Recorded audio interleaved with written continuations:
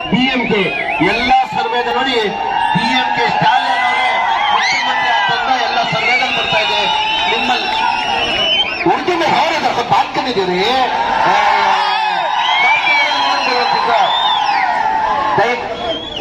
ಮಾತಾಡಿ ಸ್ವಲ್ಪ ದಯಮಾಡಿ ನಿಮ್ಮಲ್ಲಿ ಕೈ ಜೋಡಿಸಿ ಮನವಿ ಮಾಡಿ ಕೇಳ್ಕೊಂಡು ದಯಮಾಡಿ ನಮ್ಮ ಸಿಪಿಐ ಅಭ್ಯರ್ಥಿ ಹೆಚ್ಚಿನ ಮತದಾರ ಗೆಲ್ಲಿಸಬೇಕಂತ ಕೈ ಜೋಡಿಸಿ ಮನವಿ ಮಾಡ್ಕೊಂಡಿದ್ದೀನಿ.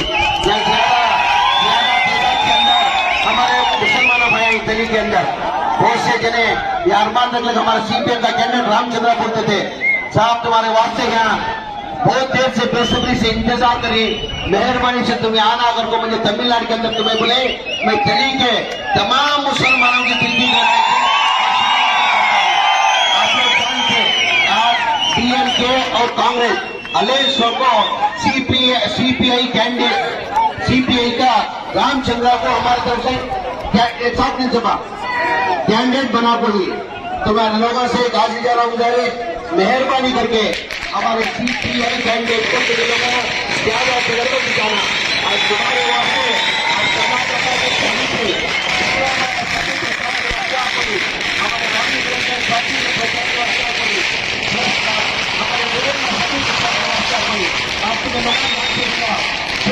आज बीजेपी 2014 में हुकूमत में आने के बाद देश के आवाम को भरोसा था भाई नरेंद्र मोदी साहब ये गरीबी से आ गई जो रेलवे के कुछ चाय बेचने वाले वो गरीबी चाय प्रधानमंत्री बने कई के वास्ते हर जगह जाकर जो स्पीच देते थे अच्छा दिन आएगा देश का अच्छा होगा देश का अच्छा होगा देश का अच्छा हुआ देश का अच्छा नहीं हुआ तो सारे देश से हुआ 15 करोड़ का उनका अच्छा हुआ।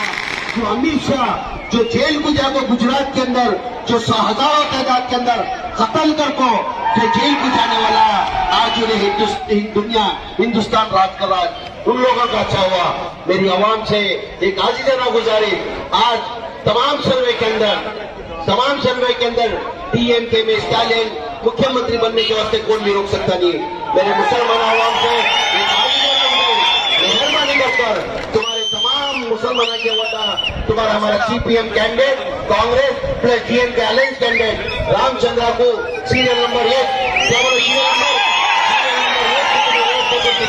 कहते हुए दोबारा में अगर जीतने के बाद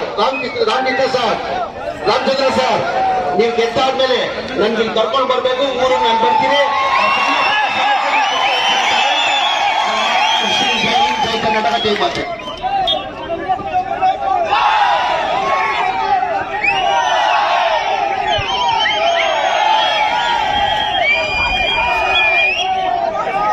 ತಳಿ ಕ್ಷೇತ್ರದ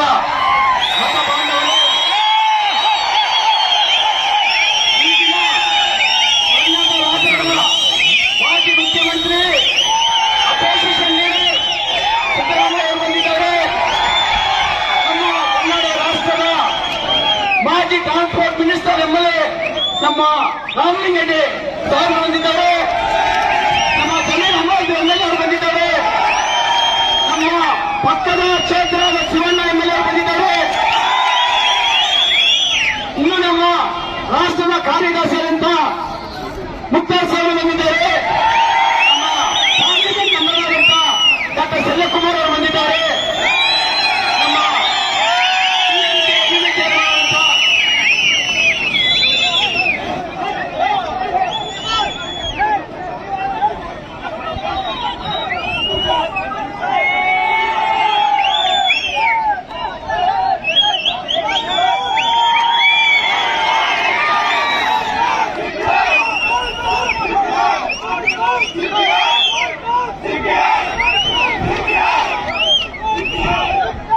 ಇನ್ನು ಕನ್ನಡ ರಾಜ್ಯ నుంచి ಎಲ್ಲ ಕಾಂಗ್ರೆಸ್ ಲೀಡರ್ಸ್ ಎಲ್ಲ ಬಂದಿದ್ದಾರೆ. ಎಲ್ಲರಿಗೂ ಡಿಎಂಕೆ ಭಾಗವಹಿಸುವ ಅಲೈನ್ಸ್ ಕೂಟದ ಪರವಾಗಿ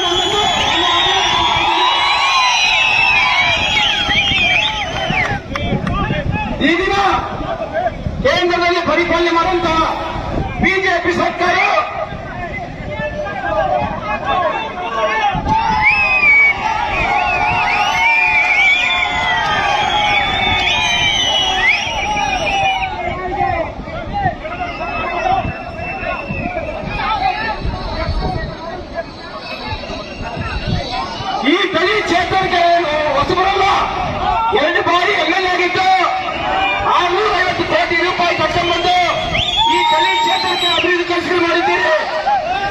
ಬಸ್ ಸ್ಟ್ಯಾಂಡ್ ತಗೊಂಡ್ಬಂದಿದ್ದು, ಈಗ hospital ತಗೊಂಡ್ಬಂದಿದ್ದು, 60 ಕೋಟಿಯಲ್ಲಿ polytechnic college ತಗೊಂಡ್ಬಂದಿದ್ದೀರಿ.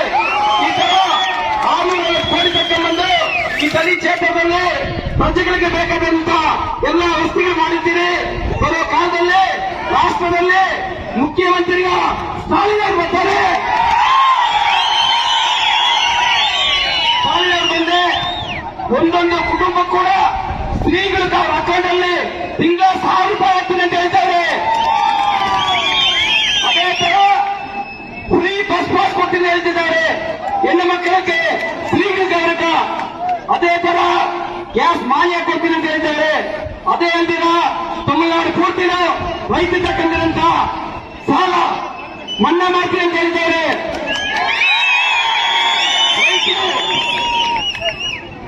Free pump ಸೆಟ್ಗೆ apply ಮಾಡಿದ್ರೆ 15 ದಿನಗಳಿಗೆ ಫ್ರೀ ಕನೆಕ್ಷನ್ ಕೊಡ್ತೀನಿ ಅಂತ ಹೇಳಿದ್ದಾರೆ. ನೀಟ್ ಎಕ್ಸಾಮ್ ರದ್ದು ಮಾಡ್ತೀನಿ ಅಂತ ಹೇಳಿದ್ದಾರೆ. ಈ ತರ ಎಲ್ಲ ಸೌಕರ್ಯಗಳು ಬರೀ ಸೇರ್ಬೇಕಂದ್ರೆ ರಾಷ್ಟ್ರ ಪೂರ್ತಿನೂ ತಪ್ಪುದೇ ನೀವು ಡಿಎಂಕೆ ಪ್ರೋಗ್ರೆಸಿವ್ ಅಲೈನ್ಸ್ ಕ್ಯಾಂಡಿಡೇಟ್ ಅಂತ ನನಗೆ